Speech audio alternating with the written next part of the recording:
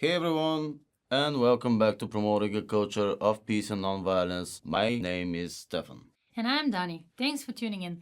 Today we want to talk about something that sounds simple, but the more we dig into it, the more complicated it gets. The question is, what does peace really look like in everyday life? When people hear peace, most imagine the end of the war, no bombs, no soldiers, but if peace only meant no war, then many of us would already be living in a peace, right? And yet, if you scroll through your social media or walk down a school hallway, you notice there's still plenty of conflict.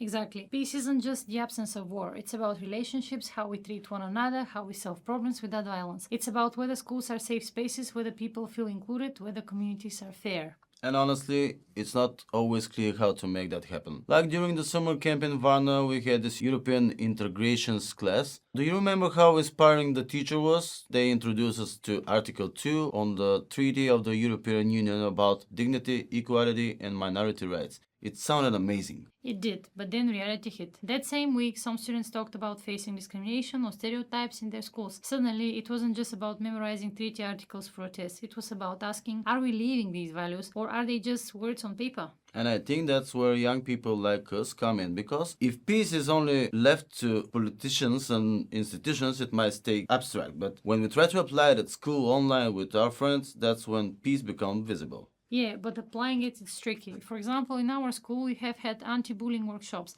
They are good, but sometimes they feel like just a one-day event. Afterwards, the bullying doesn't magically stop. It makes me think that peace education needs to be built into everyday learning, not just occasional campaigns. Totally. Imagine if history lessons didn't just end with who won the war, but also explore how conflicts were solved peacefully. Or literature classes asked, what does this story teach us about empathy and inclusion? Peace could become part of the way we think every day.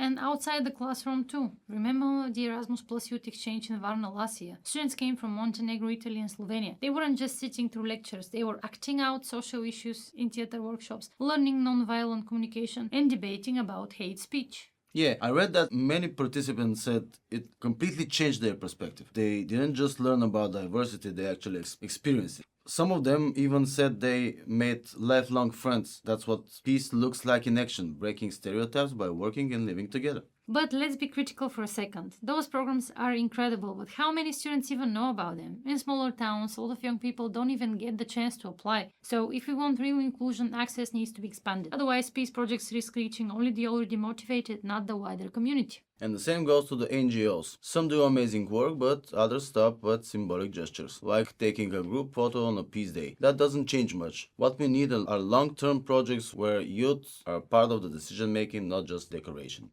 Agreed, and that brings us to the uncomfortable side of peace. It's not always easy. Sometimes peace means confronting uncomfortable truths, like when your friend makes a racist joke and you have to decide whether to laugh along or speak up. Or when your brother steals your charger and you're tempted to start World War III in your living room. Yeah, that too. But seriously, peace isn't passive. It's not just staying quiet. It's active work. It means finding respectful ways to challenge unfairness and also admitting when we are wrong. So let's get practical. If someone's listening is wondering, okay, but what can I actually do this week to promote peace? What would you suggest? For starters, try practicing nonviolent communication. That doesn't mean avoiding arguments, but learning how to disagree without attacking someone personally. Also, if you hear stereotypes or offensive jokes, don't just stay silent. Respond, maybe with a question like, why do you think that? Sometimes that alone makes people think. I totally agree. Another step is digital responsibility. Before reposting something, ask, is this spreading hate or is it bringing people together? In EU has Evan been working to fight disinformation and hate speech online, but we as individuals have power too.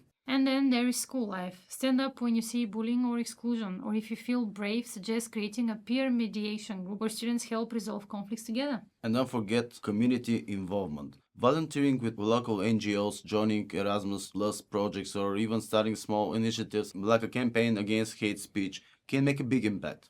But here's a question. Do you think young people really care about peace, or is it just a small group like us who get into these conversations? I think more young people care than we realize, but sometimes it feels out of reach. Like we hear peace and think of global leaders singing treaties. But if we remain peace as how you treat a kid sitting next to you, suddenly it feels doable. That's a good point, and it connects to global examples too.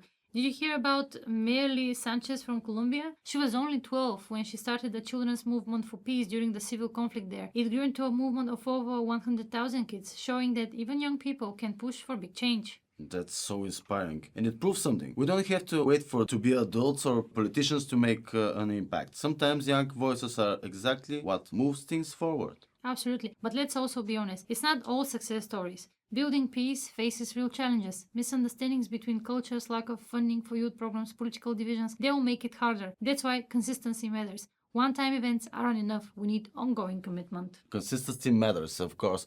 And media plays a role too. It can spread fear and stereotypes, but it can also inspire and educate. That's why being conscious media consumers is a part of a peace work. Social media especially, it can connect people but also spread hate incredibly fast. Which is why digital responsibility is non-negotiable. We can't just scroll passively. Think before you share. And if you see hate speech, report it, call it out, or offer a counter message. And let's not forget the personal side. Inner peace matters too. For me, when I'm stressed or angry, I'm way more likely to snap at people. So finding healthy ways to manage stress, exercise, journaling, people talking to friends actually contributes to peace. Same for me. I try to start with positive thoughts or just move my body, go for a walk, do sports. Taking care of your own well-being is part of preventing conflict because it helps you respond calmly instead of lashing out. So if you add it all up, peace is local, it's global, it's online, it's offline, and it's personal, which sounds overwhelming but actually means that there are a lot of ways to get involved.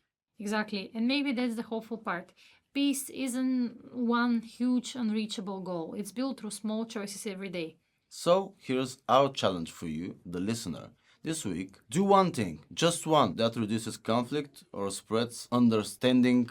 It could be standing up for someone, listening better, reporting hate speech online, or even joining a community project. And remember, peace isn't something we wait for leaders to deliver.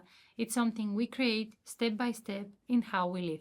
So let's end up with this. Peace isn't passive. It's not nice words in a treaty or in a school textbook. It's action, and it starts with us. Thanks for listening to Promoting a Culture of Peace and Nonviolence. Stay kind, stay curious, and remember, peace grows when we choose it. Until next time.